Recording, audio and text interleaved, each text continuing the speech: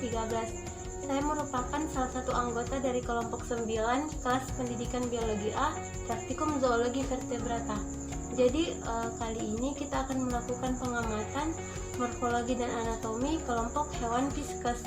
Sebelumnya itu kita terlebih dahulu mengetahui apa itu sebenarnya kelompok hewan viscus.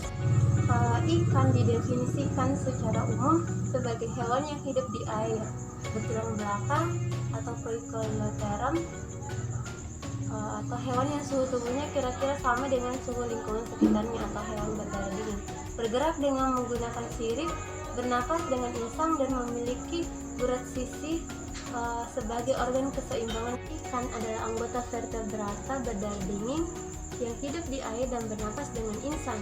Ikan merupakan kelompok vertebrata yang paling beraneka ragam dengan jumlah spesies lebih dari 27.000 di seluruh dunia. Ikan ini dibagi menjadi ikan tanpa rahang atau kelas Aganata. 75 spesiesnya termasuk lamprey dan ikan hek. Kemudian selanjutnya yaitu ikan bertulang rawan atau kelas Chondrocites, yang termasuk yaitu hiu dan pari.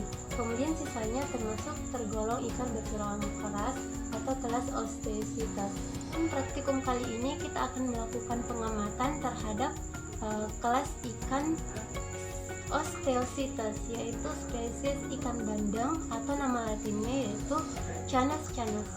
Nah, adapun tujuan dari praktikum kali ini yaitu untuk mahasiswa mengetahui struktur morfologi dan struktur anatomi dari ikan bandeng atau Canis canis.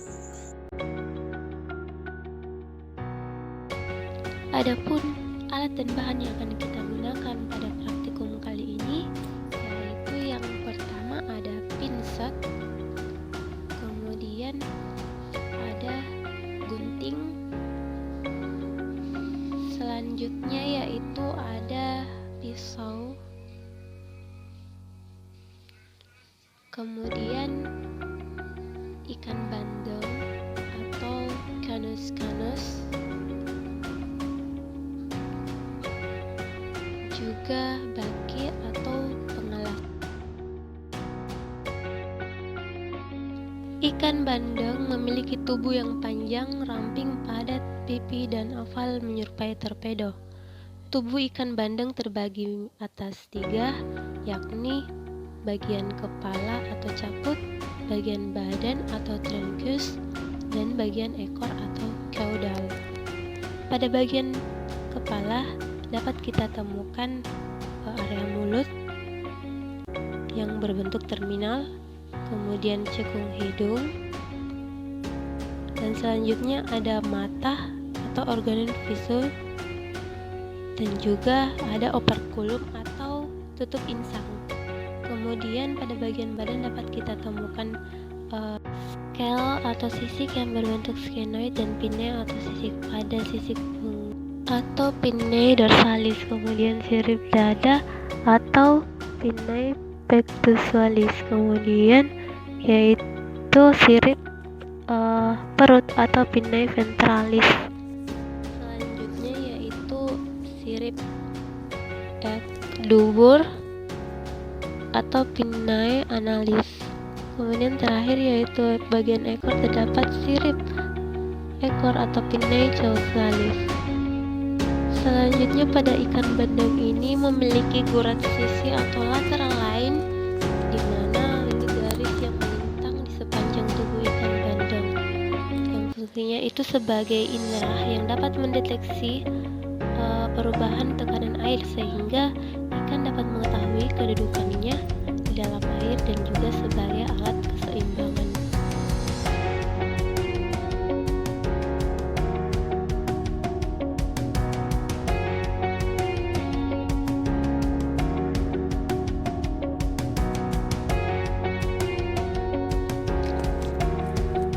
Selanjutnya kita akan melakukan proses pembedahan dimulai dari bagian dekat ekor.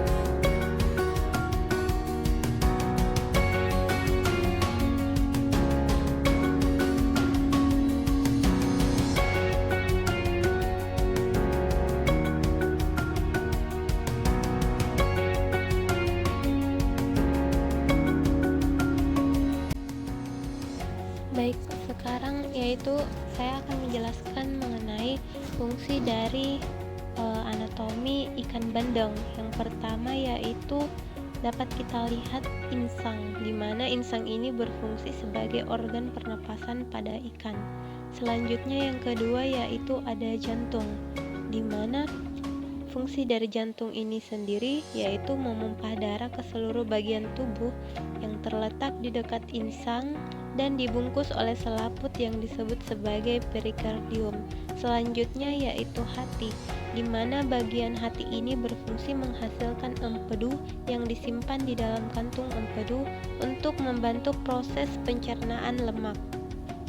Kemudian selanjutnya yaitu ginjal. Dapat kita lihat di sepanjang tubuh ikan bandeng yang berwarna hitam, di mana fungsi dari ginjal ini yaitu sebagai osmoregulator, yaitu mengatur konsentrasi cairan serta menyeimbangkan pemasukan dan pengeluaran cairan tubuh oleh ikan. Organ selanjutnya yaitu limfa.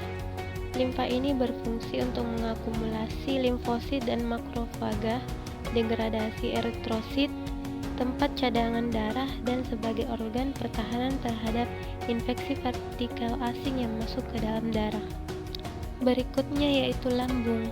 Lambung ini berfungsi sebagai tempat penampungan makanan dan tempat perlindungan dinding lambung dari asam klorida. Kemudian usus. Usus berfungsi sebagai tempat terjadinya penyerapan zat makanan. Kemudian lemak. Lemak yang berwarna kekuning-kuningan ini berfungsi sebagai cadangan makanan. Kemudian yang terakhir yaitu gelembung udara atau gelembung renang, di mana gelembung udara ini membantu ikan mengapung di dalam air sehingga ikan tidak harus berenang secara terus-menerus untuk mempertahankan posisinya di dalam air. Baiklah, saya akan menjelaskan mengenai sistem pernapasan dari ikan bandeng.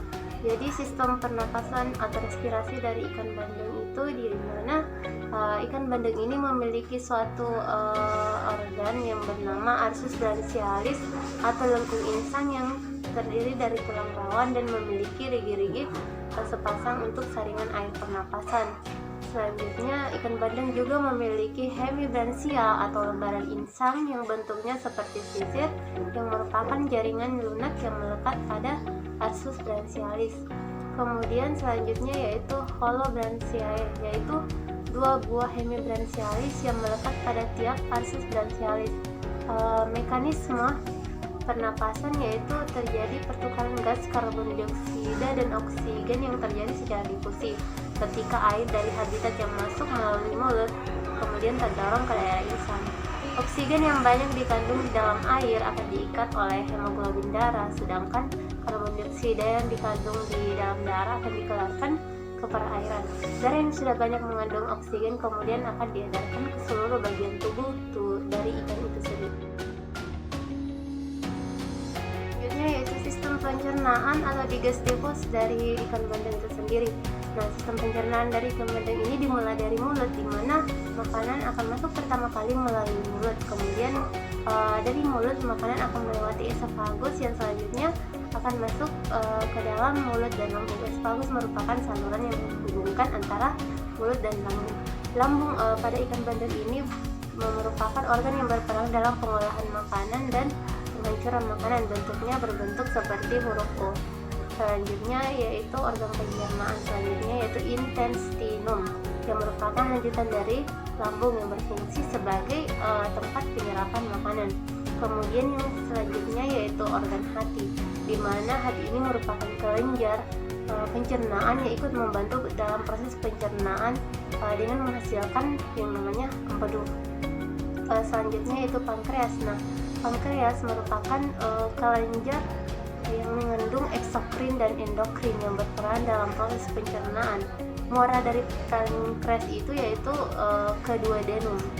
Kemudian ada yang dikatakan kantung empedu, yaitu tempat menyimpan empedu. Selanjutnya yaitu kolaka. Kolaka yaitu saluran akhir dalam sistem pencernaan pada ikan bandeng ini yang mengeluarkan sisa-sisa metabolisme. Baiklah, selanjutnya saya akan menjelaskan mengenai sistem peredaran darah dari ikan bandeng. Sistem peredaran darah atau sirkulasi dari ikan bandeng ini, di mana ikan bandeng ini memiliki sistem peredaran darah tunggal dan tertutup. Artinya, dalam satu kali beredar, darah ikan hanya melalui jantung satu kali dan selalu berada dalam pembuluh darah. Seperti halnya pada hewan lain, darah pada ikan berfungsi juga untuk mengangkut sari-sari makanan, oksigen, dan karbon dioksida. Jantung ikan terdiri dari dua ruang, yaitu serambi dan bilik atau ventrikal dan atrium. Kemudian selanjutnya yaitu sistem reproduksi dari ikan. Sistem reproduksi pada ikan bandeng yaitu adanya gonad. Gonad merupakan alat kelamin utama yang menghasilkan gamet. Kemudian yaitu ada ovarium. Ovarium merupakan tempat pembentukan telur.